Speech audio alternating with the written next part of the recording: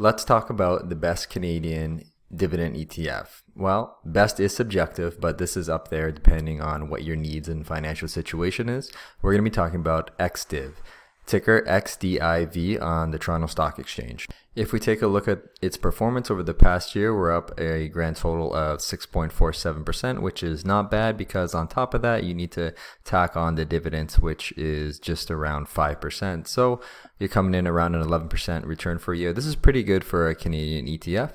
Now, don't go ahead and compare this to the S&P 500 because we're not going to get anywhere near that 99 out of 100 times in my opinion.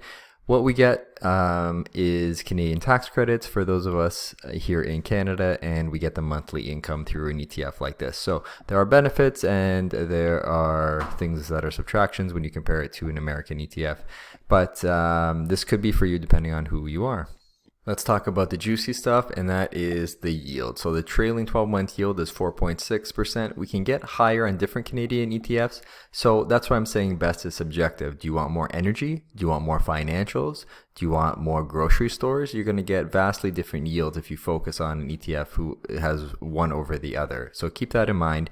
The next thing Canadians want to know about are the management expense ratio fees, and this is very, very low. You know, every time I look at the BlackRock ETFs, I really like their MERs. I think they're, best in bunch, them and Vanguard. So you're looking at almost nothing here, 0.11%. That's really, really insignificant of a fee for investors. If we take a look at the exposure breakdown of this fund, we're going to see that 42% is in financials, 22% is in energy, 17% is in utilities, 9% is in communication, materials is 4%. That's much higher than some other Canadian ETFs. Consumer discretionary is 3%, and cash is almost nothing. If we take a look at the top 10 holdings, we're going to see Suncor is number 1. This is not one that you usually see at the top of Canadian ETF holdings.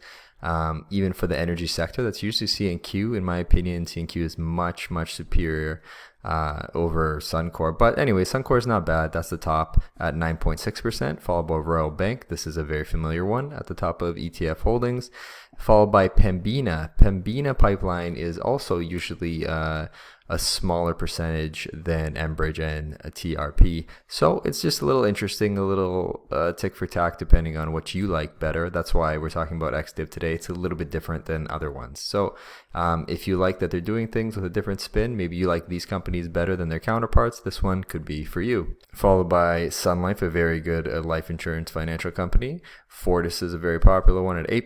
TD Bank, my favorite Canadian bank, at just under 9%.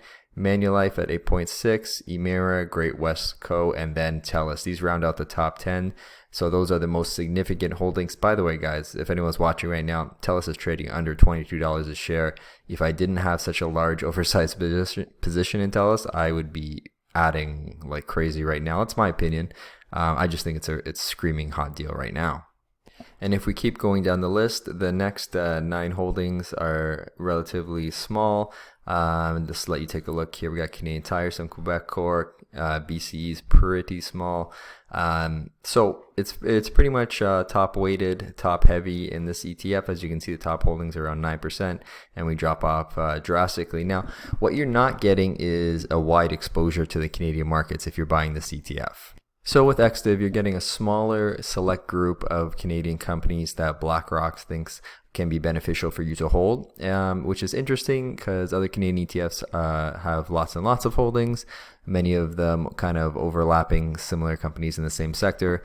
Like it's kind of surprising that it only has Royal Bank and TD Bank and not Scotia, CIBC, National, etc., etc. So it's only selecting what it thinks is the best of the best. So it's a little bit of a different ETF. I hope you guys like it, and let me know if you love or hate it. I'll see you in the next one.